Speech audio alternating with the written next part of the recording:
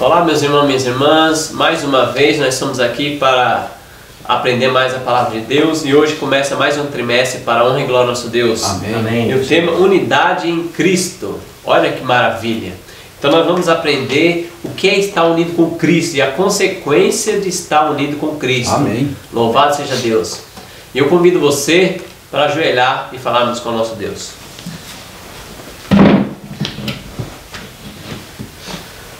Senhor Deus, maravilhoso Pai, graças te damos, Senhor, pela tua misericórdia, pelo teu amor, mais uma oportunidade que o Senhor nos dá. Estamos aqui estudando a sua palavra, Deus. Amém. A liberdade religiosa. Muito obrigado, Senhor. Senhor, meu Deus, pedimos o Espírito Santo para que possamos compreender e colocar em prática nossa vida. Amém. Para que possamos crescer em fé e graça para a tua honra e tua glória. Amém. E pedindo não só por nós, mas por todos os nossos irmãos que estão assistindo, em nome de Jesus. Amém. Amém. Amém, Senhor. Então, irmão, se você não é inscrito no nosso canal, que você possa se inscrever se você é novo, você possa compartilhar essas mensagens aí no WhatsApp, no Facebook, para que possamos pregar mensagem para a honra e glória ao nosso Deus. Amém. Você possa comentar aí embaixo aí também o que você está achando da lição. Você possa clicar no sininho para que você possa receber a notificação de novos vídeos, tá bom? Que Deus seja louvado conosco aqui nessa primeira lição, nosso irmão Vilânia, Deus abençoe você, meus irmãos. nosso irmão Ricardo e eu, Alexandre. Vamos lá, a primeira lição é criação e queda. Gênesis 15, versos 5 a 6, Ricardo. Lê para nós aí. Diz aqui, irmãos, ó, logo na lição. Então, Deus conduziu Abraão até fora e disse: olha para os céus e conta as estrelas, se é que podes. Olha. E lhe disse: será assim a tua posteridade. Ele creu no Senhor, Olha. e isso foi imputado para a justiça. Então comenta, irmãos. Comenta esse texto maravilhoso. Se você, irmãos, eu aconselho vocês a ler esse livro, especialmente as partes que falam sobre Abraão. Eu vou falar alguma coisa aqui de memória aqui sobre a questão do livro aqui. Aqui Abraão, ele vem de uma linhagem, se você observar bem, uma linhagem de pessoas fiéis. E Deus, o patriarcas e profetas vai falar que Deus sempre conservou um remanescente fiel. Sim. E nessa situação aqui, o remanescente fiel aqui era Abraão. Ele era o Abraão aqui. Como exemplo de fidelidade, Deus tomou Abraão, chamou Abraão e conservou Abraão no meio de uma comunidade totalmente idólatra, né? Porque o povo tinha se corrompido muito naquela época. Uhum. Mas Abraão ele ali se conservou fiel a Deus. Agora, só que ele teve um chamado especial para andar mais profundamente com Deus. Muitas vezes a pessoa pensa assim: Abraão foi chamado, aí ele era um idólatra. Não. Não era. Não. Abraão, descendente de Sei, não era idólatra. Ele era fiel. Agora, só que o chamado dele foi para promover uma situação, a questão de expandir o conhecimento de Deus de maneira mais profunda. Isso sim. Mas aqui, e Deus chamou ele para fazer, para lhe prestar serviço. E Abraão atendeu o seu pedido. E isso foi imputado como justiça. Ele obedeceu. Tem muitas vezes a pessoa dizer assim: Abraão só creu. Só acreditou. Só que Deus acreditou. é Deus. Cria somente, né? Só acreditou. Mas pelos relatos da Bíblia, o relato histórico da Bíblia, não deixa margem para a pessoa pensar assim. Não deixa. Não deixa margem. Então Abraão, ele atendeu e Deus mostrou: Abraão, você vai ser o pai de uma multidão. A sua descendência vai herdar a terra. Só dar ênfase nesse negócio da fé. Abraão teve fé, né? Isso foi imputado como justiça. Ele creu. No comentário, mensagem escolhida pelo Mino, parte 397, está no comentário bíblico adventista, comentário da lição. Os irmãos compram, vem com comentário. Vende agora na casa publicadora. Eu tiro o Xerox, que é da minha esposa. A fé genuína se manifestará em boas obras. Fé genuína. Pois boas obras são fruto da fé. Ao atuar Deus no coração e entregar o homem sua vontade a Deus, tem que entregar a vontade a Deus, 100%. E com ele cooperar, ele manifesta na vida aquilo que Deus realizou em seu íntimo pelo Espírito Santo. E a harmonia entre o propósito do coração e a prática da vida. Todo pecado deve ser renunciado como coisa odiosa, que crucificou o Senhor da vida e da glória. E o crente precisa ter uma experiência progressiva, crescendo, fazendo continuamente a obra de Cristo, a obra que Cristo fez. É pela contínua entrega, contínua, não é uma vez salvo, salvo para sempre. Uma contínua entrega da vontade, pela obediência contínua, que retém a bênção da justificação.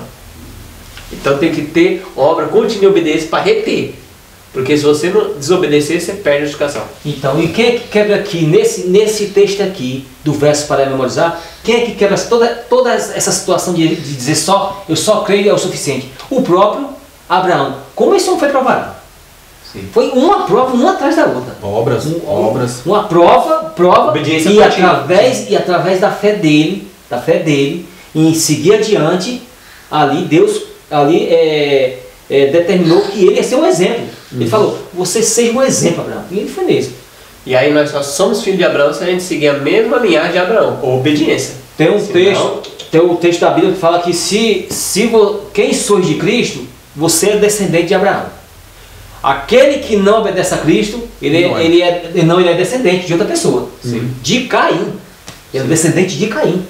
Toda a idolatria nessa terra, desde o começo lá, quem lidera tudo isso aqui é Caim. O primeiro humano rebelde, né? Exatamente. Primeiro Caim. humano rebelde. É. E você vê, né, irmão, que separa o que acontece, né, com as pessoas, né? O que a separação causou na humanidade, a ponto de Deus assim procurar e achar poucos homens, e assim, eu costumo falar, irmãos, sabe? Eu não sei se os irmãos já ouviram isso, mas eu costumo falar que Deus só precisa de um homem só. É de um só que Deus precisa. Deus não precisa de multidões para poder honrar. Veja, Abraão foi um só, no meio de uma geração perversa. Noé foi um em meio de uma geração perversa. Né? Enoque foi um em meio de uma geração perversa. Jó foi um. E assim por diante, a gente vai vendo homem, José, Moisés, então Daniel, em meio de uma geração perversa. Então assim, Deus não precisa de grandes multidões, mas precisa de um homem ou mulher que não se compra, não se vende. Que não se compra, não se educação para 57. É verdade, não se compra, não se vende. E que permita e que quer que Deus o use. Quer que Deus o use, quer que Deus o transforme. Exatamente. E agora, se você quiser expandir mais o assunto, essa questão, aí você vai na página lá 132 do Patriarcas e Profetas, a 133, na página 148, na 232 e na 370. Aí você vai... Eu vou ler só um pouco aqui de maneira muito rápida, peço aqui sua paciência, porque nós não temos tempo para estar lendo e também não se deve fazer isso. Você que deve estudar aí em sua casa. Quando Abraão tinha estado quase 25 anos em Canaã, o Senhor lhe apareceu e disse: eu sou o teu Deus, o Deus poderoso, anda em minha presença e ser perfeito. Gênesis 17, verso 1 a 16. Com temor reverente, o patriarca prostrou-se, rosto em terra, e a mensagem continuou: eis o meu concerto contigo, e serás o pai de uma multidão de nações. Deus repetindo aí novamente, né? Então, Deus sempre encorajando ele. Ele passou situações terríveis, Abraão. Foi uma situação terrível, você é de notar que até a Bíblia foi tão provada, que ele vacilou um pouco. Você vai ver essa história também, né? Alguns momentos. Né? Alguns momentos ele vacilou, e depois desse vacilo, na fé, não demonstrou aquela fé como ele tinha em tempos anteriores. Deus não aliviou a prova. Aí veio a prova maior ainda. Então, meu irmão, você que tinha pensando que às vezes os vacilos que nós damos, a prova vai diminuir, não. Tem que aumentar a prova para que nosso caráter seja purificado. Então, ao contrário de uma nova teologia que se ensina, se você cai, você é fraco, Deus dá um baixo padrão para você tentar subir, para você alcançar. Deus você vai ficar, se Deus ele desse um baixo padrão, você vai ficar mais fraco ainda. Você tem que ser provado como ouro. E o ouro é provado aonde? No fogo. No fogo para sair a sujeira. Então é no fogo da provação que você vai ser purificado. Sim. Amém. Vamos então, domingo?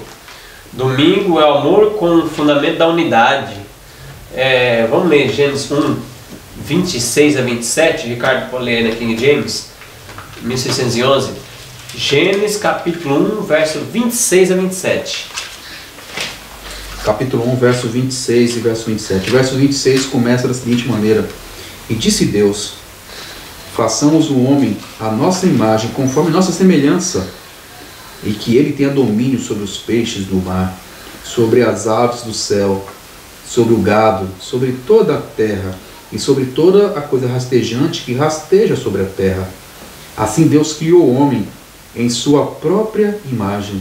A imagem de Deus o criou, macho e fêmea ele os criou. Olha, então qual a diferença nós dos animais mudos, irmãos? Eu vou ler rapidamente aqui um texto aqui do Patriarcas e Profetas na página 28.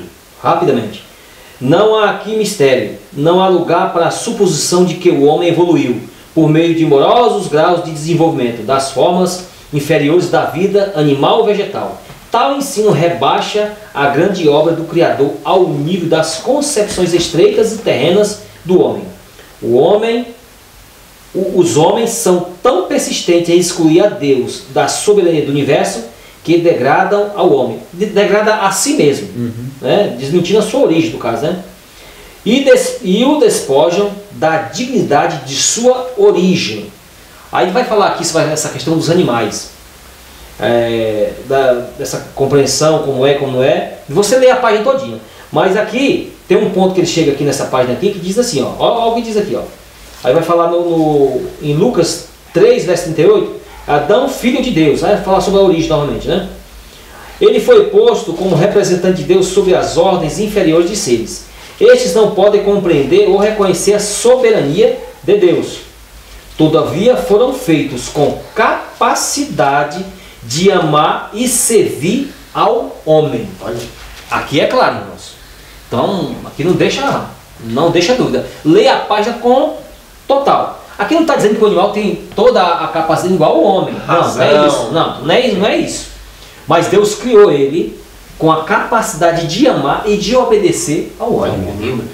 Então, irmão, pegando essa ideia aí, como que o homem se tornou uma pessoa má, né? Um animalzinho, vamos supor, você tem uma vaquinha, uma galinha, pega amor a você e o homem vai e mata. Que coisa, porque antes no Jardim do Éden não era assim, todos eram em harmonia, os animaizinhos juntos, o homem matava o animal. E aí o homem, pela sua pecaminosidade, agora começou a destruir os animais, inclusive comer, porque a gente vai ler o Patriarcas e Profetas falar que no dilúvio, por que o dilúvio veio? Porque os homens eram tão mal que está se alimentando de carne dos animais. E depois Deus no deserto fala não, que ele dá o maná para libertar o povo de novo, voltar ao Éden. E o homem tem capacidade hoje, ainda muitos cristãos, de judiar do animal, matar um animal, porque nós aqui no Brasil, irmão, nós temos condição de não mais se alimentar de origem animal. É verdade, olha só, irmãos, e se os irmãos permitem, olha só, esse livro aqui, A Ciência do Bom Viver, tem uma passagem aqui muito importante. Aqui está no capítulo falando assim, de carne como alimento. E aqui a página é 315. Olha só o que fala quando Deus criou os animais. E até hoje, você sabe que Deus criou esses animais, até hoje eles conservam muitas das coisas que Deus fez. Olha só, a inteligência apresentada por muitos mudos animais chegam tão perto da inteligência humana que é um mistério. Os animais veem, ouvem, amam, temem e sofrem. Eles se servem de seus órgãos muito mais fielmente do que muitos seres humanos dos seus. Ainda continua. Manifestam simpatia e ternura para com seus companheiros de sofrimento. Olha só. Muitos animais mostram pelos que deles cuidam uma afeição muito superior à que é manifestada por alguns membros da raça humana. Olha só. Então eles gostam mais um do outro do que o próprio ser humano gostando do outro. É o princípio, ele cumpre o princípio. Olha, e aqui, olha só, e eu quero ler de novo.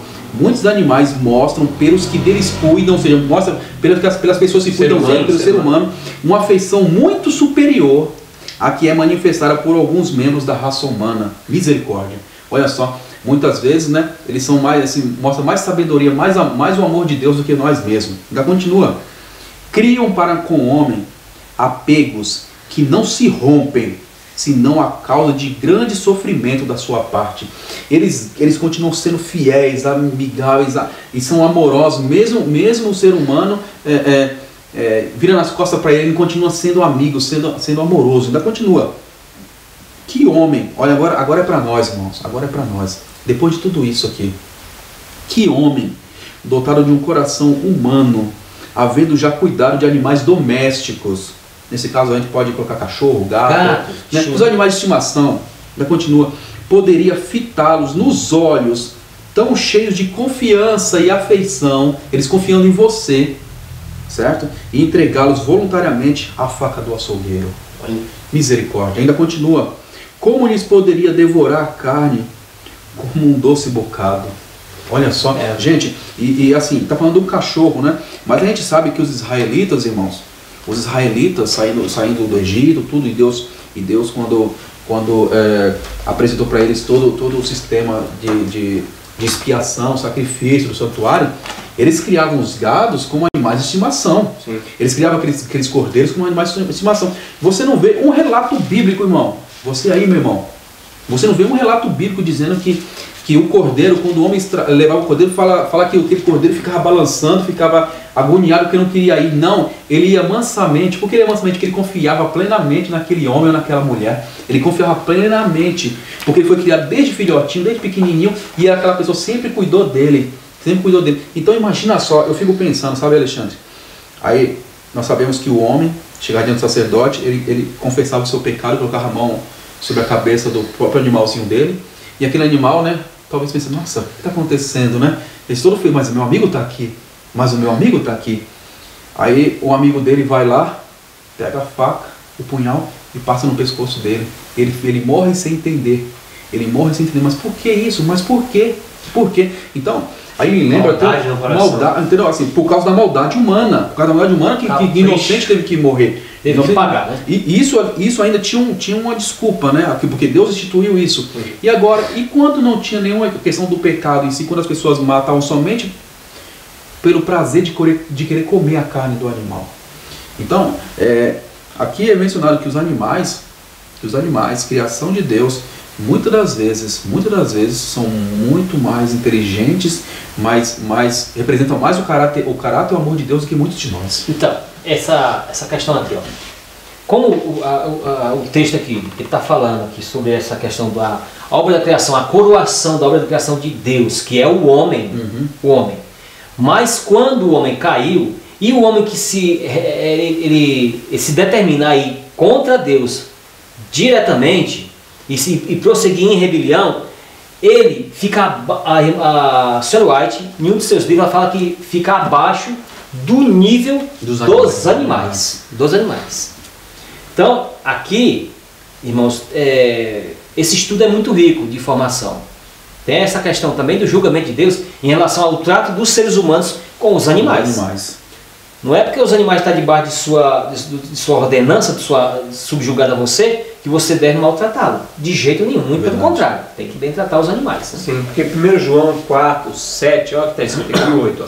Amados, amemos uns aos outros, porque o amor procede de Deus. Todo aquele que ama é nascido de Deus e conhece a Deus. Aquele que não ama não conhece a Deus, pois Deus é amor. É o verso 16. Olha o verso 16. E nós conhecemos e cremos no amor que Deus tem por nós. Deus é amor. E aquele que permanece no amor, permanece em Deus e Deus nele. Então, fazendo um paralelo com os irmãos que está falando aí, nós devemos amar o próximo. Mas uma pessoa, até a ciência diz isso, o Espírito Profecia também fala, uma pessoa que vive, trabalha nesse tipo de coisa, no açougue, ela perde até a sensibilidade. Porque você vai matando, até nós aqui, nós não trabalhamos em açougue, quando a gente vai enfiar uma faca, misericórdia, trabalhar num lugar desse, enfiar a faca, as primeiras vezes você já... Puxa, que é terrível. Logo você vai acontecendo o quê? Vai se acostumando com aquilo. E quando você se acostuma, perde a sensibilidade. E para você fazer como um ser humano, não custa muito. Então é perigoso. É perigoso. Então a gente tem que acariciar as afeições. Conforme o texto, amar uns aos outros em termos humanos, mas também retribuir também o amor aos animais. Você tem que demonstrar amor para com os animais. O sábio Salomão dizia: o justo cuida dos seus animais. O justo cuida dos seus animais. Todos os seus animais. Então, pelo menos no nosso meio cristão, devemos tomar um cuidado muito especial em relação a Porque isso. nunca foi propósito, né? Para o homem matar o animal para se alimentar. Exatamente. Lá no Nova Terra não vai haver isso. Nunca foi propósito de Deus. Exatamente, isso mesmo. Né? Então vamos lá agora na segunda-feira, a consequência da queda. Gênesis 3, 16 e 19. Ricardo, poderia ler esse texto aí? Gênesis 3, 16 e 19. E tem Gênesis 4, de 1 a 15, nós vamos ler, mas você pode ler na sua casa, nós vamos ler só o Gênesis 3, versos 16 e 19. Capítulo 3, do verso 16 ao verso 19. Verso 16 fala assim: a mulher disse ele: eu multiplicarei grandemente o seu sofrimento e a tua concepção, e com sofrimento terás filhos, e o teu desejo será para o teu marido, e ele te governará.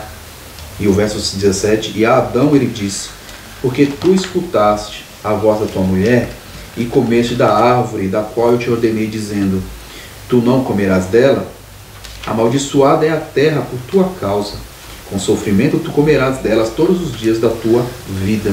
E o verso 18: espinhos e cardos também produzirás para ti, e comerás a erva do campo. No suor da tua face comerás o pão, até que torne a terra, porque dela tu fosse formado e fosse tirado, porque pó tu és, e ao pó tu te tornarás. Né? Então qual foi o resultado do pecado, uma consequência? Qual foi o resultado do pecado aí? O que aconteceu? Você viu que interessante? Ele já começa Deus pronunciando uma maldição, se parar para pensar, porque antes eles viviam em harmonia. Eles viviam em harmonia, né? Adão e Eva viviam em harmonia. E aqui Deus deixou bem claro, ó, por causa disso já não vai ter mais harmonia. Já não vai ter mais harmonia, assim, de livre e espontânea vontade como tinha antes. Agora a gente sabe que o único jeito de haver harmonia, a gente sabe disso, é só com Cristo. Unidade em Cristo. É unidade em Cristo, a gente sabe disso. Mas aqui já começou a desarmonia e a morte como resultado. A morte como resultado final. Cansaço. A mulher ia sofrer para ter filho. Então tudo isso aí, irmão, é consequência do pecado. Não vai achar que é natural, não.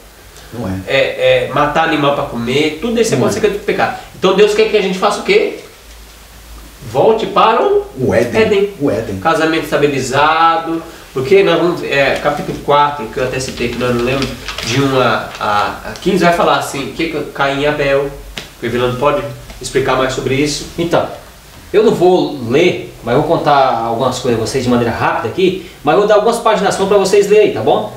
Na página do Patriarcas e Profetas, página 73, 84, na página 123, 364, na página do Evangelismo 598, Grande Conflito 46. Resumidamente, irmãos, isso aí. Os anjos visitaram o Éden. Eles já tinham visado sobre o inimigo que está lá na árvore do conhecimento do bem e do mal. Isso aí, vocês podem verificar lá, essa questão da criação, da queda do homem. Vocês vão ver lá nesse capítulo. E eles tinham avisado para o casal não ficar longe um do outro. O primeiro erro foi esse. Na viração do dia, a Eva estava assim, distraída e esqueceu do aviso do anjo. Aí ficou lá. E ficou envolvida naquele mistério, né? Mistério, indagando a si mesmo. Até aquele livro Eventos Sinais fala que Eva ficou indagando, mas os seus pensamentos começou a sair pela boca, ser pronunciados. E Satanás, muito esperto, se aproveitou disso. Se aproveitou da situação. É muito bom nós guardar os nossos pensamentos. E principalmente pensamentos que sejam coisas negativas, para que não dê a oportunidade a Satanás de pegar isso aí, esses pensamentos e aproveitar a situação. Então, tanto como fosse como a Bíblia fala, como ele chegou a ela se aproximou da árvore da vida e contemplando lá, por que Deus não quer que a gente fez essa restrição? Por qual razão? E a serpente começou a falar, e serpente não fala, mas essa começou a falar. E o Patriarcas e Profetas fala claramente que se ele tivesse se apresentado como anjo, ela teria já se armado, já ficado atenta. Sim. Mas como ele usou o animal mais belo que tinha lá, uma serpente dourada que voava. O Patriarca fala claramente isso aí. Então ela ficou ali encantada. E a serpente que estava sendo usada por Satanás, bajulando a beleza de Eva, exaltando a sua beleza, toda a sua sabedoria, e acabou caindo no laço do diabo. Acabou caindo no laço do diabo. Então, dessa queda, Eva caindo, se tornou de tentada a ser tentadora. E obviamente Adão, quando ela veio oferecer o fruto para Adão, ele já sabia que ela tinha caído no laço do diabo. Mas só que ele, em vez de demonstrar totalmente fé ao Criador, sabendo que ele poderia novamente lhe dar outra companheira, não. Resolveu compartilhar Do destino. do destino. E Eva, quando veio para ele, se demonstrou muito mais amorosa e mais ardente do que nunca. Porque aí foi introduzida a chamada sensualidade. Né? Então, foi isso. Isso todo é o histórico que aconteceu. Então, depois, obviamente vocês vão ler lá no Patriarcas, que quando ela comeu, ela não sentiu nada. Ela não sentiu assim, que a pessoa que morrer instantaneamente. ela não sentiu desagrado instantaneamente de Deus. Sim. Mas depois começou. E vocês podem ver lá no texto, que um começou a acusar o outro. Ó Senhor, ó Adão. Desunião total. Já começou a Você discórdia. está fazendo o quê? Esconde daí. Dá de pé de cajueiro aí. Você está escondido atrás dessa árvore aí. Nunca se esconderam de Deus? Que eu ouvi o Senhor, eu vi o Senhor aí eu tive medo. Medo do quê, mano? Por que você está com medo? Não, agora eu estou nua. Aquela vestimenta que eu tinha não tem mais. Não tá mais. Aquela vestimenta de luz que nós tínhamos aqui, não tem mais. Aí tentando se cobrir com alguma coisa aqui, mas não deu muito certo. E nós ficamos envergonhados. Então, agora Deus, você então fez aquilo que eu te falei que não fizesse. Você foi comer. Senhor, foi a mulher que tu me deu. Então, foi a mulher que tu me deu. Obviamente Adão estava pondo a culpa em quem? Em Deus. Em Deus. Foi em Deus. Que foi a mãe. Foi o Senhor foi o pai. O Senhor me deu a Eva, foi mim. Aí Eva foi a serpente. Não, a Eva foi a serpente, que o Senhor Fez. criou. O Senhor fez, o Senhor criou fez a serpente. Não tem culpa nenhuma. Não, foi a serpente. Aí começou, né? Aí Deus começou, aí tá tudo bem. Então, vamos começar pela serpente, depois vai você, e começou. Né? Interessante, né, Vilani? Que isso foi passando, né, para todos os descendentes, né? Esse tipo de comportamento. E aí surge o caso de Abel, surge o caso de Caim. Isso. E depois os antediluvianos. E olha, irmãos, tem um texto aqui bem interessante falando dos antediluvianos. Conceito sobre regime alimentar. Na página 373. Nessa versão aqui com a capa dura, o capítulo aqui é o capítulo 23, irmãos. E logo no começo fala assim: Deus deu aos nossos primeiros pais o alimento que pretendia, né, que a raça humana comesse. Olha só, era o contrário ao seu plano, que se tirasse a vida de qualquer criatura. Deus não queria morte, né? Não foi para isso. Não devia haver morte no Éden. Os frutos da árvore do jardim eram um alimento que as necessidades do homem requeriam. Deus não deu ao homem permissão para comer alimento animal, senão depois do dilúvio fora destruído tudo o que pudesse servir para a subsistência do homem. E diante da necessidade deste, o Senhor deu a Noé a permissão de comer animais limpos, que ele levara consigo na arca. Mas não era o alimento animal o artigo de alimentação mais saudável para o homem. Aí continua: o povo que viveu antes do dilúvio comia alimento animal e satisfazia suas concupiscências até encher-se sua taça de iniquidade. E Deus purificou a terra de sua poluição moral por um dilúvio. Então repousou sobre a terra a terceira terrível maldição. A primeira maldição foi pronunciada sobre a posteridade de Adão sobre a terra por causa da desobediência. A segunda maldição veio sobre o solo depois de haver Caim matado seu irmão Abel. E a terceira, a mais terrível maldição, Deus sobreveio à terra por ocasião do dilúvio. E aí fala, né? E depois do dilúvio o povo comeu à vontade o alimento animal. Deus viu que os caminhos do homem eram corruptos e que mesmo estava disposto a exaltar-se orgulhosamente contra o seu Criador. Olha só, seguindo as inclinações de seu próprio coração. E ele permitiu que aquela raça de gente longeva comesse alimento animal, a fim de abreviar sua vida pecaminosa. Logo após o dilúvio, o gênero humano começou a decrescer rapidamente em tamanho e em extensão de anos. Você viu que interessante? Por causa de quê?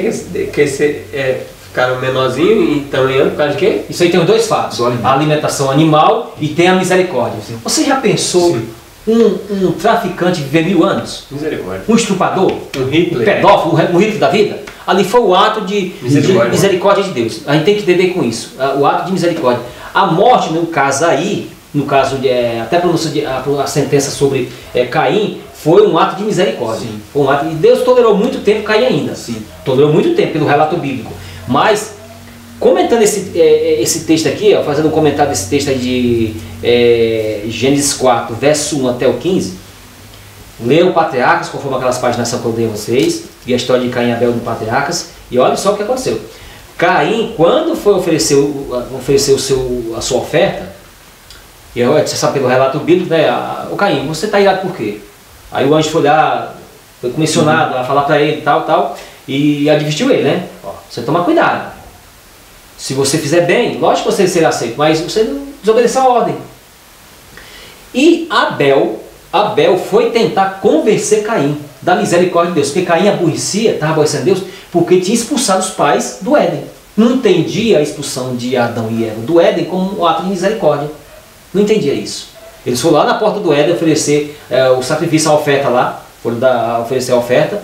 Abel foi lá oferecer a oferta conforme está designado na palavra de Deus. Direitinho, o cordeirinho lá, ele foi levar lá para ser sacrificado, representando a Cristo. E ele falou, Caim, aconselhou ele, Caim, Deus foi misericordioso. Ele vai dar seu único filho, o seu único filho para todos nós ser salvo.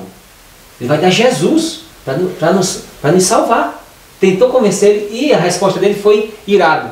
Em vez de receber o conselho do irmão, de Abel, não.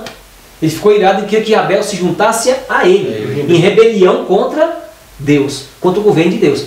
É tanto que Caim, ele não fazia conta do dia de repouso, ele não respeitava o dia de repouso de Deus, ele não guardava o sábado.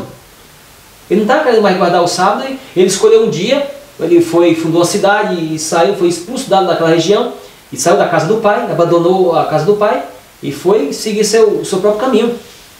Caminho errante, você está um vagabundo errante pelo mundo. Então os dois irmãos, Caim ficou irado com Abel, porque Abel era obediente. Exatamente. Trazendo para o nosso dia hoje. Então uma pessoa que está nas trevas, quando aparece um irmão que está na luz, aborrece as trevas, ela fica com raiva da pessoa sem motivo. Sim. Fica assim. Quer até matar. Lógico. Que matar porque as obras dele de bondade, misericórdia, semelhante a Cristo, condena ele. Assim como Cristo apareceu na terra, os fariseus ficaram irados, esse homem tem que morrer, porque ele nos condena. Só o jeito dele. Exatamente. Eles não vêm para a luz porque quando eles vêm para a luz, as suas obras são reveladas, o seu mau caráter. Eu queria que a ajuda de vocês, eu separei um texto aqui em 1 João 3, verso 12, o Alexandre, e Ricardo, João 3, Evangelho de João 3, verso 20, Ricardo. Lê esses textos aqui, enquanto eu já vou lendo aqui outro texto aqui, que fala sobre, eu não vou ler muita coisa, mas diz assim, ó, olha o que diz aqui, ó. Diz desse jeito, se os professos, anteriormente na página, se você pegar a página 116 do livro Patriarcas e 117, mas vou ler só esse trechinho, depois você lê a página todinha, por gentileza. Se os professos seguidores de Cristo aceitassem a norma de Deus, esta os levaria à unidade. Mas enquanto a sabedoria humana foi exaltada sobre a sua santa palavra, haverá divisões e dissensão. A confusão existe entre credos e seitas, em conflito uns com os outros, e é apropriadamente representada pelo termo Babilônia, que a profecia aplica às igrejas amantes do mundo e dos últimos dias. As igrejas e os cristãos que entram nessas divisões porque não querem obedecer à lei de Deus. A lei de Deus. 1 João 3, verso 11 a 12, eu vou ler, 11 a 12. Ó. Porque a mensagem que eu vi desde o princípio é essa, que nos amemos uns aos outros. Não segundo Caim, que era maligno e assassinou seu irmão. E por que o assassinou? Uma pergunta.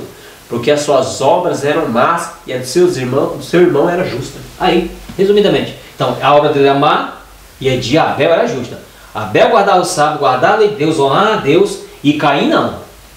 E todos os descendentes espirituais de Caim, desde lá até aqui agora, até o último, os rebeldes são descendentes da linhagem de Caim. Então só tem duas descendências, Caim, Abel e Caim. É só Caim, exatamente. Não tem, é só Abel e Caim. E os que são fiéis. que eles honram e valorizam a misericórdia de Deus hoje, são todos da linhagem de Abel. Amém. E aqui o verso 20, ó, João, Evangelho de João, verso 20, no capítulo 3, verso 20, diz assim: todo aquele que faz o mal odeia a luz. Ainda continua: e não vem para a luz, para que seus atos não sejam reprovados. Olha só, então ele não vem para a justiça, para o caminho certo, porque se ele vier vai ser mostrado o seu caráter, o seu verdadeiro caráter, e ele não quer mudança, vai ser revelado. Ele não quer mudança de vida. E vai ter um contraste. Interessante, Vilânio, que isso aqui se aplica diretamente no contexto igreja hoje.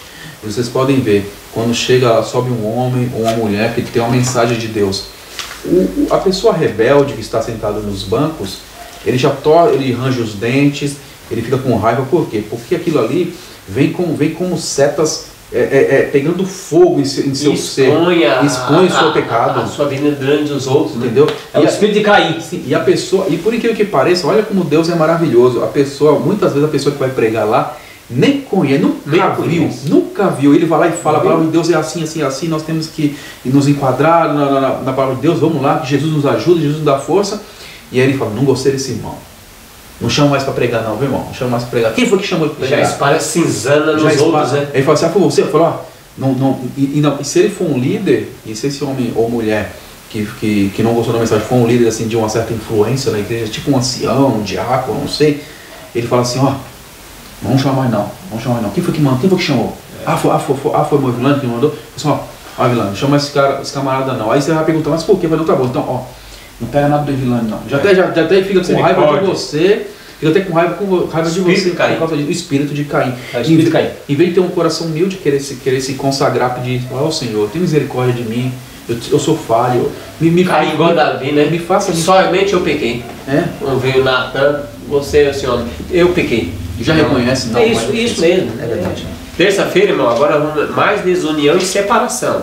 Nós vamos entrar agora, não vamos ler, mas está em Gênesis 11, de 1 a 9, é a Torre de Babel, que tornou o pior problema da separação e da desunião. Qual foi o pior problema aí, da separação e da desunião? Você viu que interessante, Alexandre? Aí muitas vezes a gente lê a Torre de Babel, a gente lê a grosso modo, muitas vezes passa na nossa mente o seguinte: olha, tá vendo só, esses homens estavam lá, né? E aí Deus deu uma ordem que era para eles espalhar no mundo, mas eles ficaram com medo, né? E fizeram a torre para eles ali, com medo do dilúvio de novo. Mas não é isso. Isso é só o em cima. Isso é só a capa, né? Se for levar em consideração, por exemplo, como uma pessoa faz um bolo, é só a capa, é só a cobertura.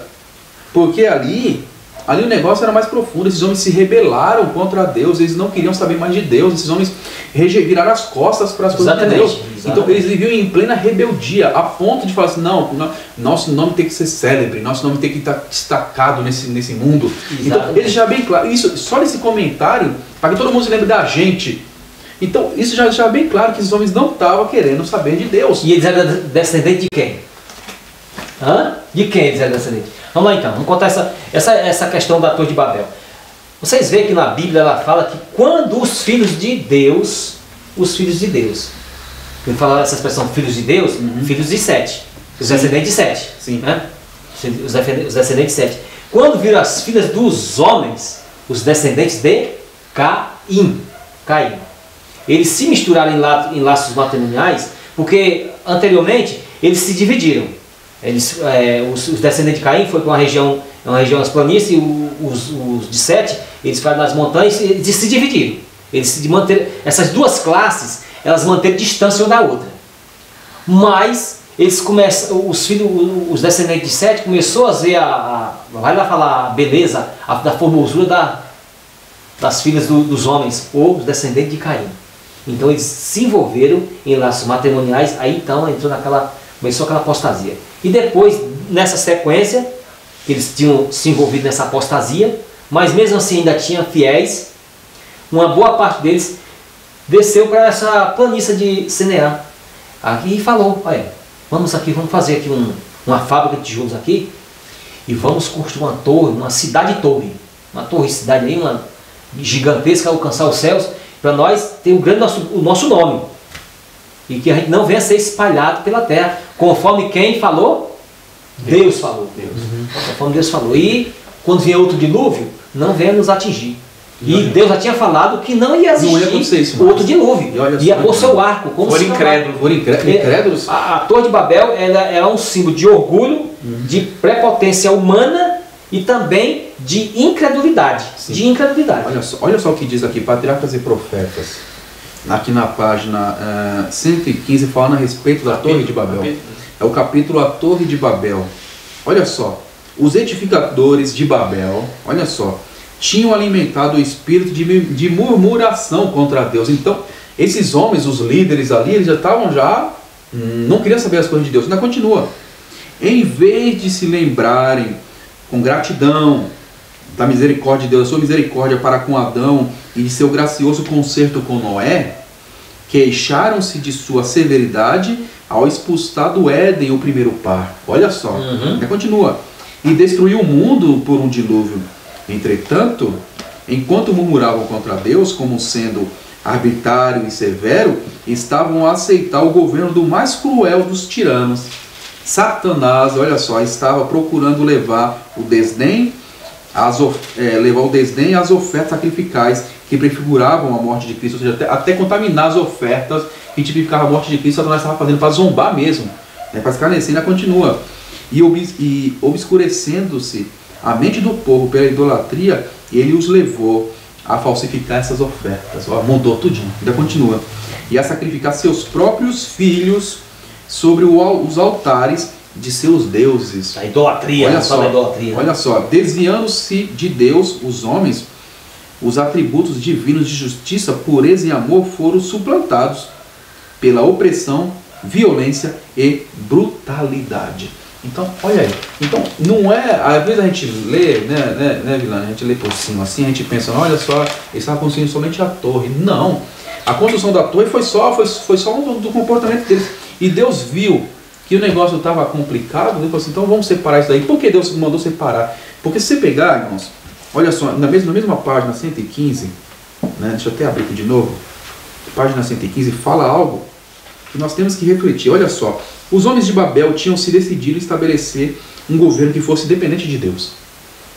Alguns houve entre eles que, entretanto, temia a Deus, temia o Senhor, mas tinham sido enganados pelas pretensões dos ímpios e arrastados aos seus desígnios. Aí fala, e por amor a estes fiéis, Deus, o Senhor, retardou seus juízos e deu ao povo um tempo para revelar o seu verdadeiro caráter. Então, foi por causa dos fiéis que Deus deu um jeito lá de separar esses homens, porque estava difícil. O próprio livro aí, esse livro vai falar que os fiéis clamaram, muitos fiéis clamaram para que Deus se intervisse, houvesse uma intervenção ali.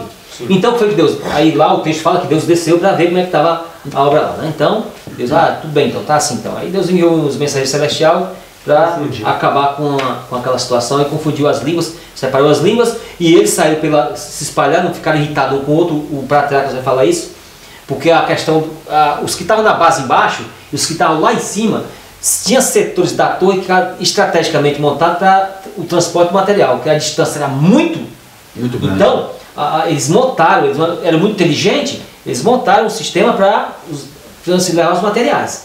Mas como a questão da língua lá, das línguas, né, confundiu eles, então eles ficaram irritados uns com os outros e abandonaram aquela questão, e Deus derrubou aquela torre lá, né? E aí eles teve que cumprir o propósito de Deus. Exatamente. Porque eles teve que se espalhar. Eles teve que se espalhar pela terra. Espalhar pela terra. Mas eu quero ler aqui rapidamente aqui. Isso foi lá, a Torre de Babel lá. Mas e a Torre de Babel cá? Como é que fica? Tem a Torre de Babel aqui também. Há edificadores de torre em nosso tempo. Os incrédulos constroem suas teorias pelas supostas deduções da ciência e rejeitam a palavra revelada de Deus.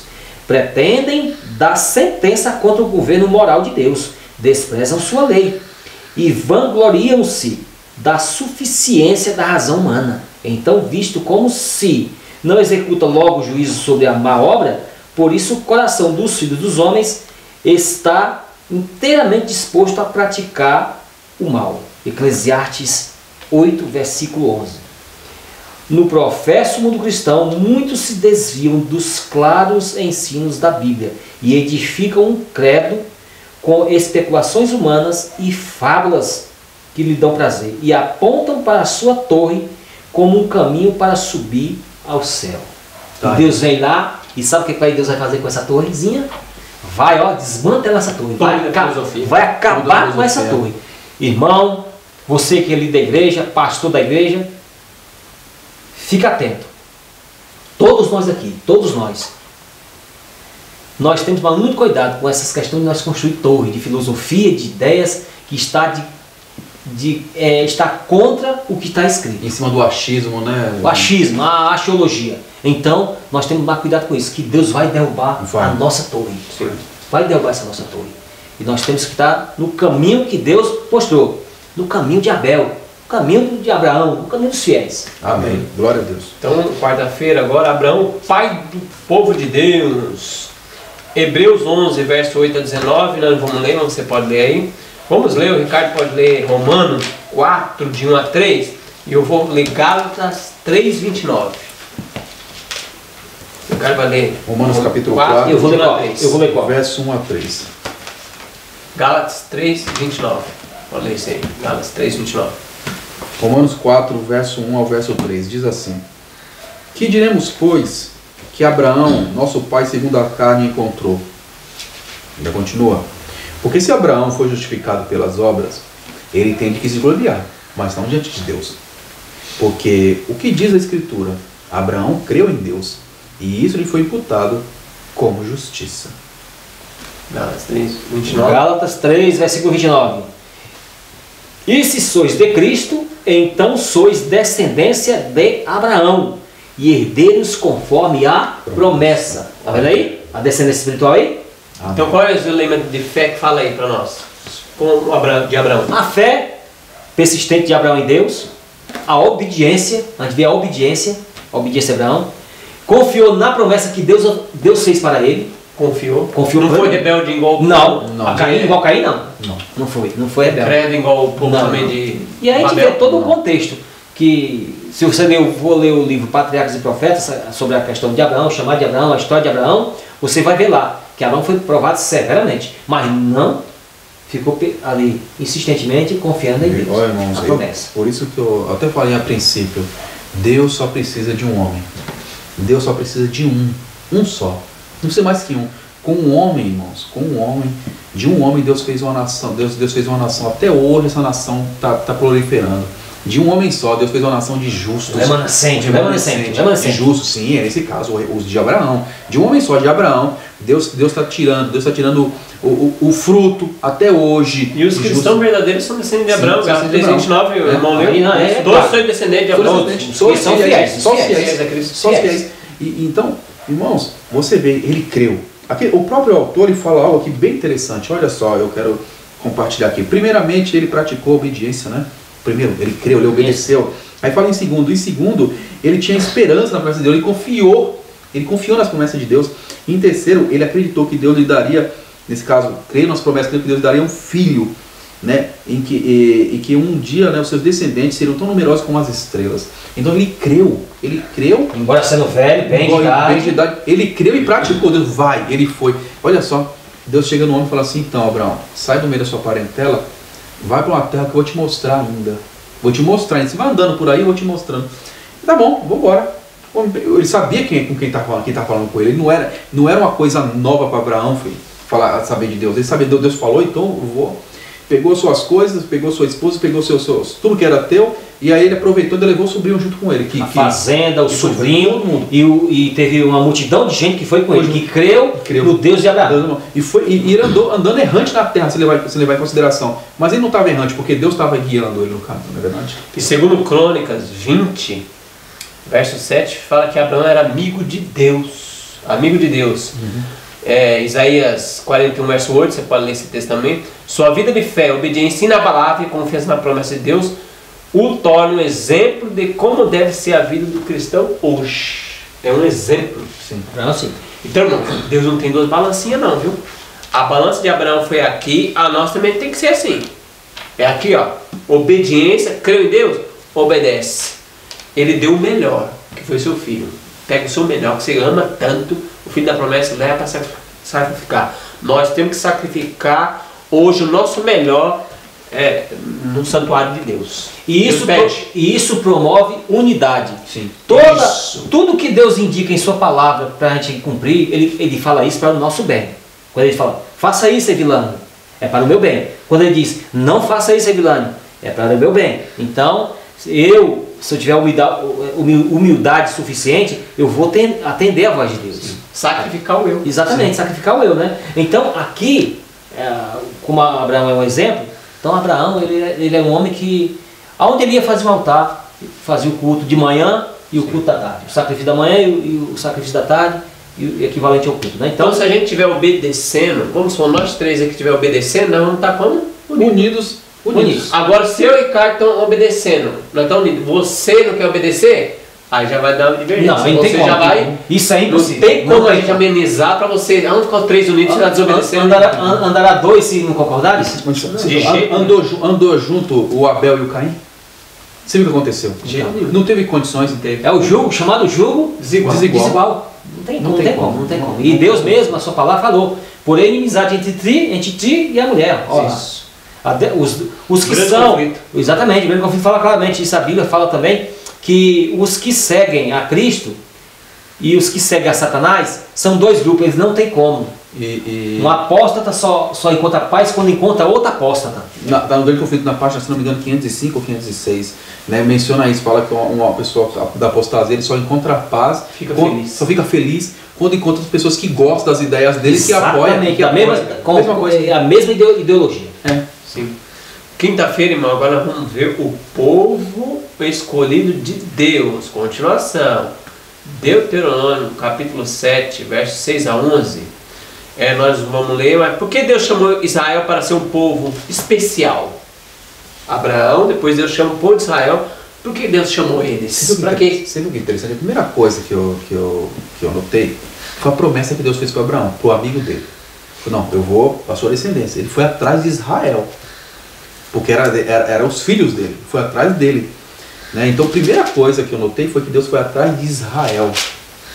E Israel é descendente de quem? De Abraão.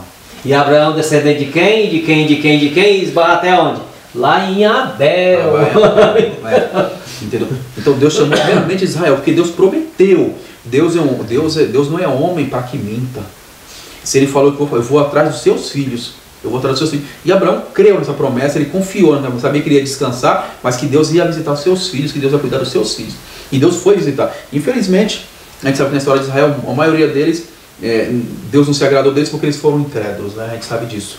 Mas muitos aqui foram grandes homens e mulheres de Deus que honraram a Deus. Profetas e Deus sempre escolheu eles primeiro. Eles primeiro, grandes homens. Não que eles eram melhores. Deus sabe que eles eram o mais fraco, o povo mais fraco. Mas a promessa... Eu vou ler até o texto, aí vocês comentam, Deuteronômio 7, versos 7 a 9. Olha lá, você estava falando. Não vos teve o Senhor afeição, nem vos escolheu porque fossem mais numerosos que qualquer outro povo. Porque vocês eram o menor de todos o povo. Mas porque o Senhor vos amava, e para guardar o juramento que fizesse a vossos pais. O Senhor vos tirou com mão poderosa, e vos resgatou da casa de servidão do poder de Faraó, do rei do Egito. Saberás, pois, o Senhor teu Deus é Deus, o Deus fiel, que guarda aliança e misericórdia até 1000 gerações, aos que amam e cumprem os seus mandamentos. E Deus está cumprindo essa promessa aí. Deus não foi só Abraão. Essa promessa não foi só Abraão. Depois ele repetiu com Isaac, Jacó e assim por diante. Mas anteriormente já existia uma linhagem de fiéis. Como Caim matou Abel, em termos de descendência espiritual, descendente de Abel, os fiéis. Mas em seu lugar veio quem? Sete. Eu não falei, eu passei por alto isso. 7 veio em seu lugar. E 7 seguiu essa linha de fidelidade. De Abel. Seguiu essa linha de fidelidade. Então, foi a linhagem. Você vê uma linhagem aí maravilhosa. Sim. E Deus cumprindo ao pé da letra.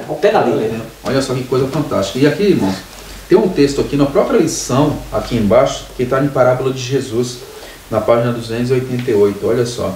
Sua obediência à lei de Deus os tornaria uma maravilha e prosperidade entre as nações do mundo. Falando de Israel. Ele lhes podia dar sabedoria e perícia em todo artifício. Continuaria a ser seu mestre e os enobreceria e elevaria pela obediência às suas leis. Se fossem obedientes, seriam preservados das enfermidades que afligiam outras nações e abençoados com vigor intelectual.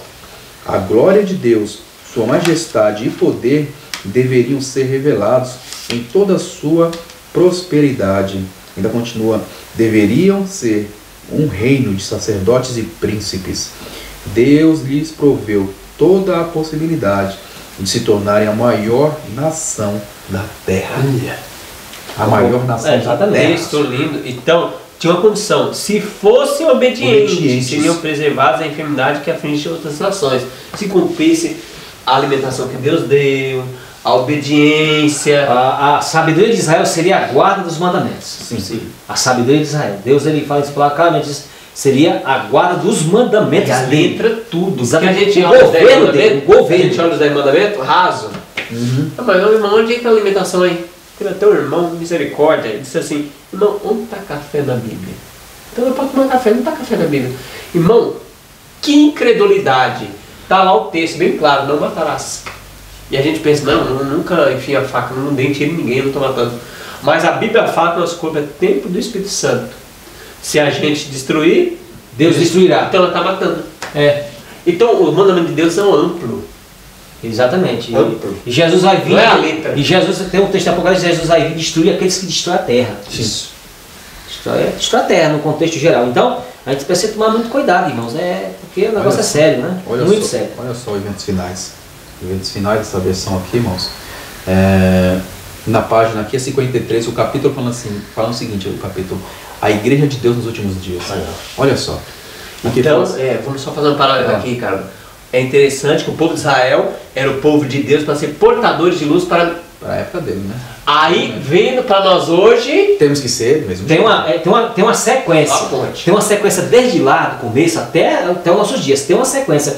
E toda essa sequência chama-se remanescente. Remanescente, sempre é o remanescente. Sim. Deus sempre teve um remanescente. Sempre teve. Caim matou Abel, mas quem veio depois? Veio Sete. E Sete continuou o quê? Noé, A viagem veio, Abraão, e veio, e chegou aqui em nossos dias. Os apóstolos, na Idade Média, os valdenses, e os pessoas do povo da Reforma. Isso. E agora, olha de Deus nos últimos dias. Olha o que fala.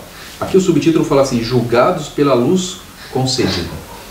Nas balanças do santuário há de ser pesada a igreja adventista do sétimo dia. Bem claro. A igreja é nós, né? Essa parede não, é nós. Está falando dos membros da igreja. Os membros, está falando da instituição, estrutura, não está falando de cimento, tijolo, todos nós.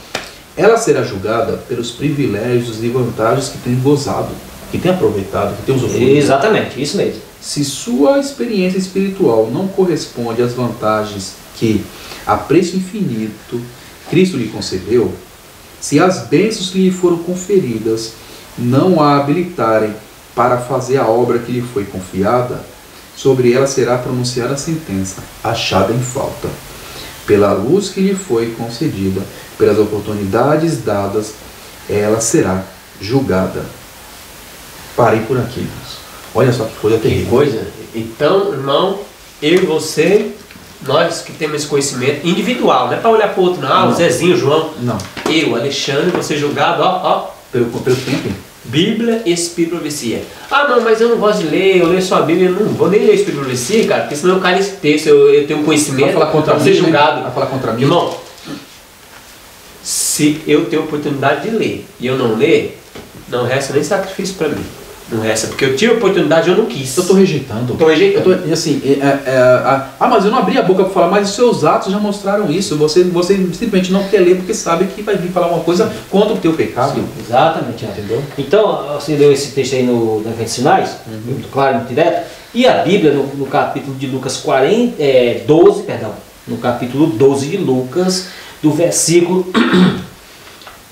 46 e diante, diz assim: virá o Senhor daquele servo no dia em que o não espera, e numa hora em que ele não sabe, e vai separá-lo, e lhe dará a sua parte com os infiéis. E o servo que é sob a vontade do seu Senhor, e não se aprontou, nem fez conforme a sua vontade, será castigado com muitos açoites.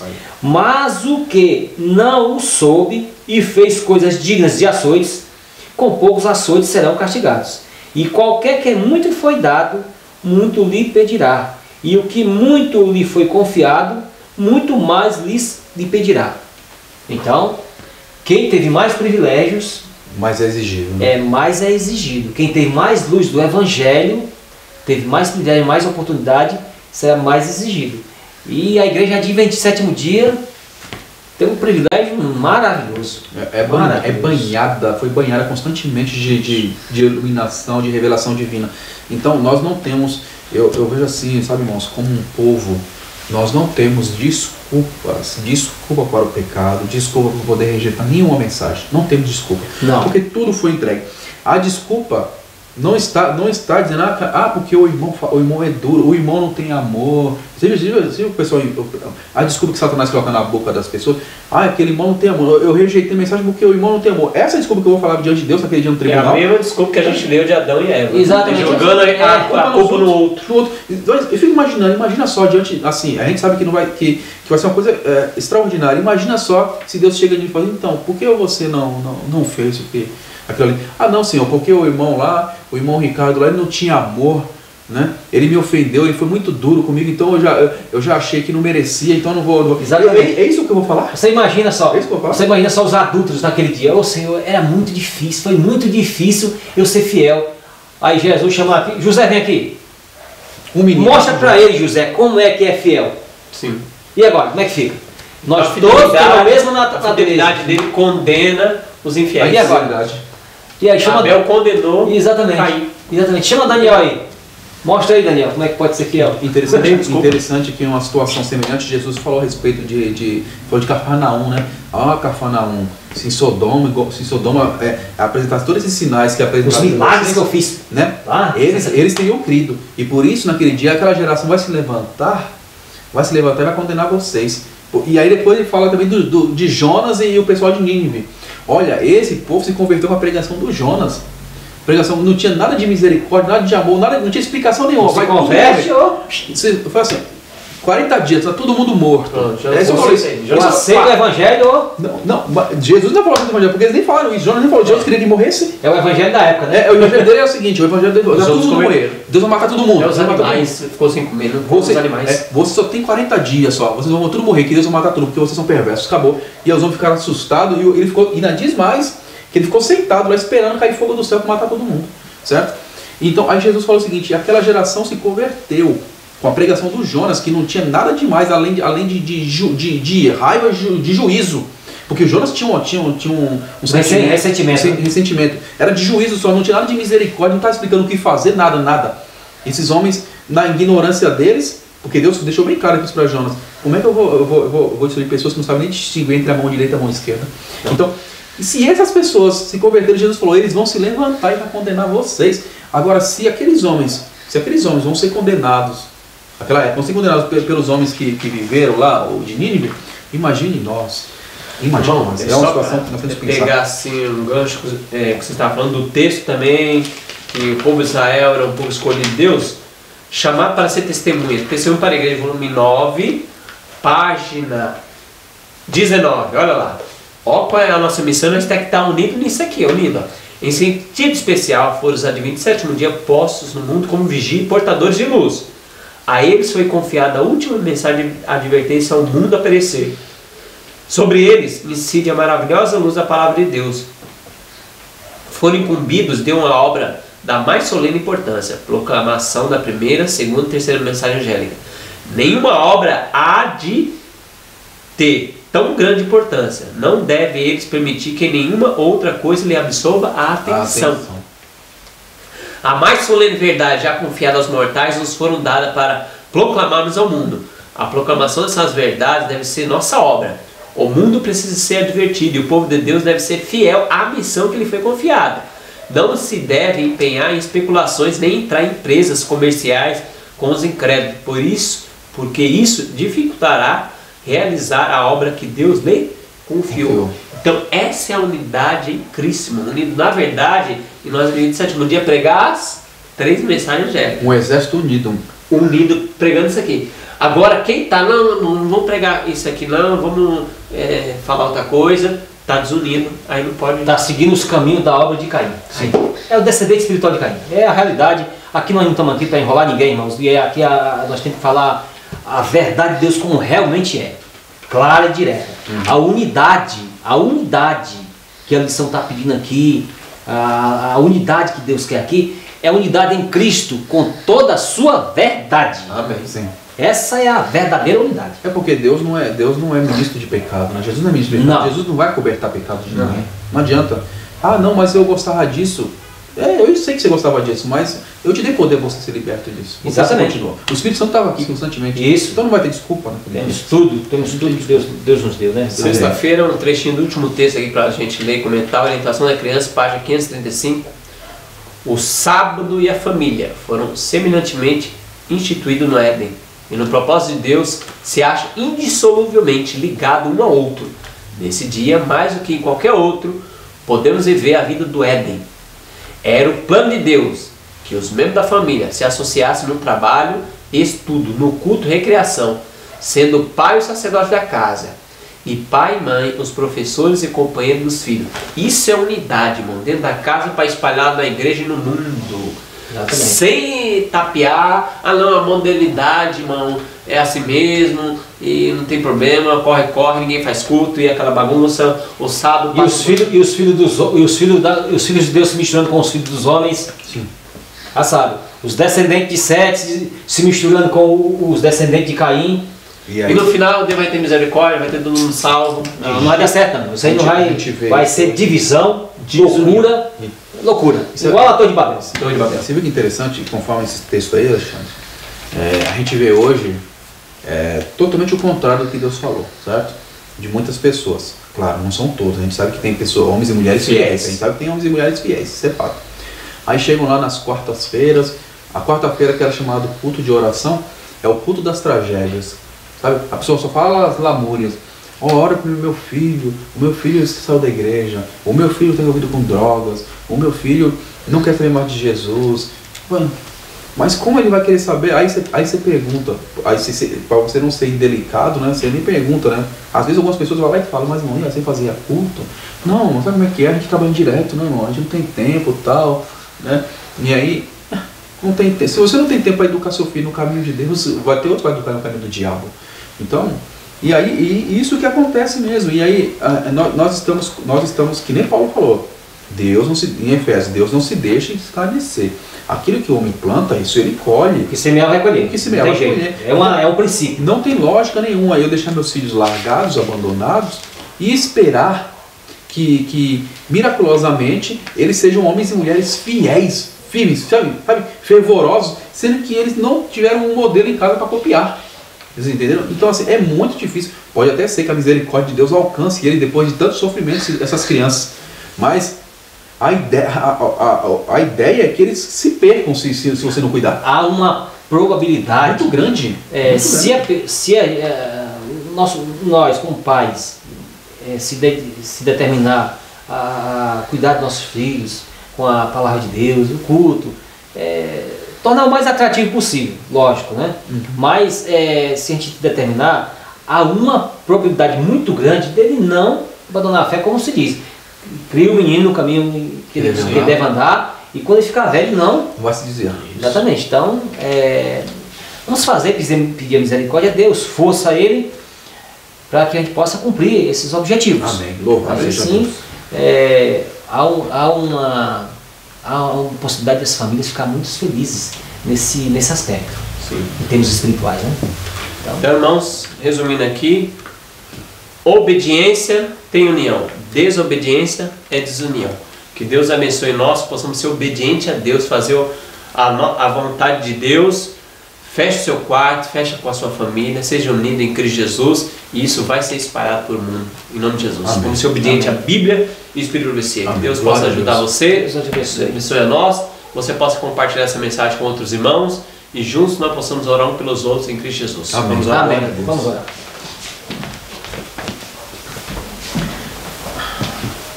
Nosso Deus e nosso Pai, nós agora começamos mais um trimestre, Pai, falando da Tua Palavra, dessa lição maravilhosa, E eu te peço, Pai, que o Senhor venha nos encher da Tua graça, do Teu poder.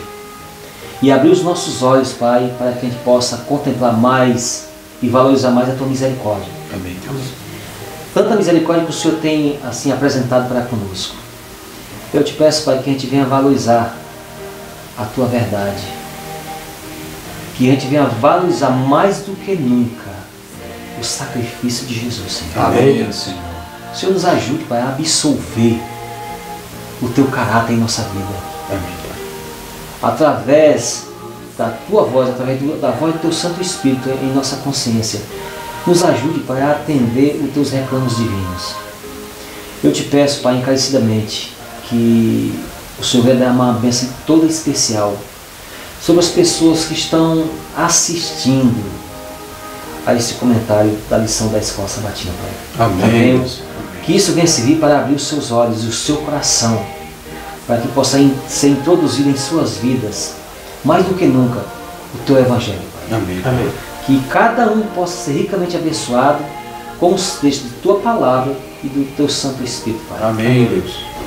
Eu te peço que cada um aqui possa, a cada dia, mais e mais, caminhar mais pertinho de Ti, Senhor. Amém, Deus. Que cada um de nós venha saber que o Senhor é Deus e é um Deus poderoso que cumpre com aquilo que promete. Amém. E nos ajude, Pai, a seguir a Tua promessa com esperança, fé e coragem como Abraão foi. Em nome de Cristo, eu te agradeço e te peço essa bênção sobre todos nós. Amém, Senhor. Amém. Louvado seja Deus. Em gozo triste